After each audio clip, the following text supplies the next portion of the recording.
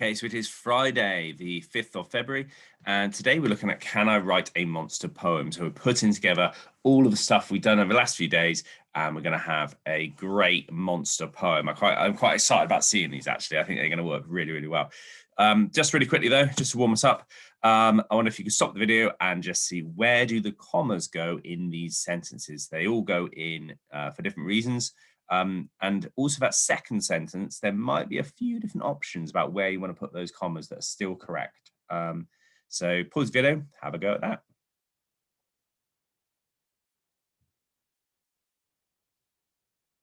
Okay, so let's have a look where I put the commas. So that first sentence, it needs to go after later that night, comma, because that is a fronted adverbial. It tells you when there was a strange knocking at the door. It's later that night. So that's where it goes. Now the second sentence, obviously there were some different options about where you put the commas, depending on how many things you wanted Olivia to find in her bed. So I put it in between cheese and straws, and in between straws and pumpkin seeds. So I've got Olivia found cheese, and she found straws, and she found pumpkin seeds, and she found bacon in her bed. So I've got 4 different items there. So I put the commas between cheese, straws, and pumpkin seeds. I put the commas between all the different items. You don't put the comma before the final and, because the and there kind of takes the place of that comma. You don't need a comma and the and there. So I've got Olivia finding 4 different items. But of course, you could have put maybe 3 different items. Maybe if you don't put that comma in between cheese and straws, it's just Olivia found cheese straws in her bed, which would be, just 3 items there. You could possibly put a comma in between pumpkin and seeds, and that would suggest that she found pumpkin and she found seeds. Rather than just pumpkin seeds. So it's up to you where you put the commas there, depending on how many things you wanted her to find in her bed. The last 2, you need to put the commas in certain positions. So it goes after, because it was already dark, comma, they decided to take a torch. That's because that's a complex sentence. So you've got your subordinate clause here and your main clause there.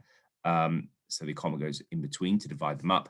And then the last one is just a fronted adverbial. It tells you where a strange ship had appeared in the distance. So your comma goes after the fronted adverbial in the distance, comma. So hopefully you got all those, and hopefully you chose some good places to put them in the second sentence. Okay, so we are looking at can I write a poem today? Can I write a monster poem? And looking at your work in the last couple of days, you should have some fronted adverbials which you came up with. So I've got not fronted adverbials, sorry. You should have some prepositional phrases you came up with. So we've got under the bed, we've got in the wheelie bin, between the books on the shelf. They're the ones I came up with. You may have found that you actually had 2 prepositional phrases put together, such as between the books on the shelf is actually 2 prepositional phrases together, really, isn't it? So you may have found you came up with some of those, but you should have some prepositional phrases there. And I think I asked you to underline the prepositions. And then also you should have some expanded noun phrases to describe your monster. So you've got, for example, a pair of glowing red eyes, some thick purple fur, some slavering blood-stained jaws, because I know some of you like that sort of thing. Slavering just means like drooling, like, lots of saliva, like drooling there. So you should have lots of those. So all we're going to do today is we're going to put them together in a poem. And it's all it's going to be is literally putting together a prepositional phrase with expanded noun phrase to make a sentence. And of course, you've then got your expanded noun phrases that rhyme, haven't you? So you can put them in the sentence next to it, and it'll all come together as a poem. So let's have a look.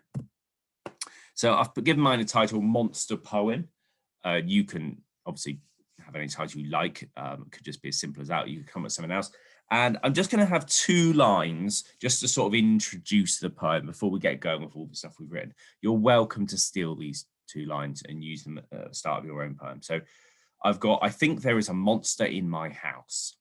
And then I'm thinking, well, what rhymes with house? I think there is a monster in my house, but he's always quiet as a mouse. I mean, mouse rhymes, isn't it? Mouse, house.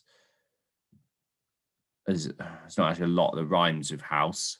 I think there's a monster in my house, but he's always quiet as a mouse. But I kind of didn't want him to be quiet. So that kind of ruins my idea. And this is a point where you've got to think, right, I'm not stuck. All I need to do is house isn't a great word to end the rhyme with. I don't think Julia Donaldson would have chosen house. I'm going to change it, actually. I'm going to change it to, I'm going to have me at the end. That rhymes with loads of things. I think there is a monster living with me. Perfect, that'll work. What else rhymes with me then? See, ooh, like you can't see him. See, flee, like run away. Tea, ooh, like eating me for tea. That could work. I think there is a monster living with me. I bet he'd like to gobble me up for tea. That works. So if you want to steal that, those first 2 lines to have for yours, absolutely fine. If you reckon, I can come up with another 2 lines that are different, brilliant. Okay, it's just a way to introduce the poem before we start going on to where our monster is. So all we need to do now for those next lines is to choose one of your expanded noun phrases that you had from your rhyming pairs, and then choose one of your prepositional phrases and put them together. So my first line is going to be, under my bed, there's a pair of drooling jaws. So you can see that under my bed was my prepositional phrase, and a pair of drooling jaws was my expanded noun phrase. And I just put it together. I had to add like there is and stuff, but you get the idea. So under my bed, there's a pair of drooling jaws. And I know that I rhymed drooling jaws with pause. So I just get my expanded noun phrase and pause and put it on the end and get another prepositional phrase and put it together. So I've got, and on my pajamas, the prince of furry paws. So I changed mine a little bit because I did just have a pair of furry paws. But I kind of thought of the idea of on my pajamas. And then I thought, well, they'd just be prints, wouldn't they? So I changed it a little bit, and you're welcome to do that. Maybe you don't want to change it at all, and that's fine. But maybe when you write the line, you think, actually, I think maybe prints of furry paws is better than pair of furry paws. And that's completely up to you. Often when you do come to put things in a poem, you change the odd word here and there, and just to make it fit, and that's absolutely fine. So that's my first rhyming pair. So then I go, right, okay, I've rhymed jaws and paws. What are my next 2 ones that rhymed? What are my next 2 sort of rhyming expanded noun phrase buddies? Oh yeah, I had scales, didn't I? And a scales rhymed with nails. So I've got in the wardrobe. That's my prepositional phrase. I sometimes see silvery scales. So I've got that there. And then the next line, I've rhymed with nails. So I've got behind my books are long, jagged nails. And that's an easy one because behind my books was already an expanded a prepositional phrase. And then long, jagged nails was there. So I just had to put behind my books are long, jagged nails.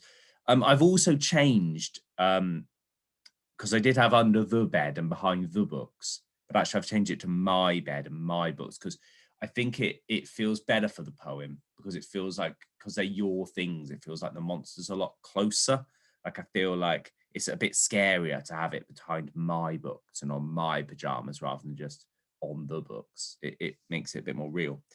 So let's have another rhyming line. So I've got, behind the wheelie bins, I see a warty green nose. What rhymed with nose? I had toes.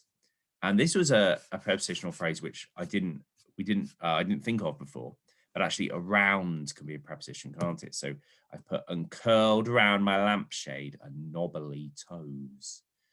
So there you go. So you get the idea. I've literally been putting together these rhyming expanded noun phrases, which you came up with on Wednesday, putting together with the prepositional phrases you came up with yesterday, and shuffling things around a little bit just to make them into sentences. So you get the idea. I could continue. I could do a few more lines like that. I think you've got maybe 5 rhyming pairs, haven't you? So you could go on and do sort of 10 lines there of just rhyming things. And if you want to end there, that's absolutely fine. If you just want to do a few more lines and use up all your rhyming pairs and then end, that's absolutely fine. If you want to do a little couple of lines to finish it off, it's often quite nice to kind of round it off at the end by kind of linking back to the beginning. So at the beginning, I put, right, this is monster, and I bet he'd like to gobble me up. And then I've described where he is. He's lurking around all these places. And then I'm going to end up like, I'm just going to have a little twist at the end of just something like maybe he doesn't want to eat me or something. So I've put, he's hiding so he can guzzle me for his tea.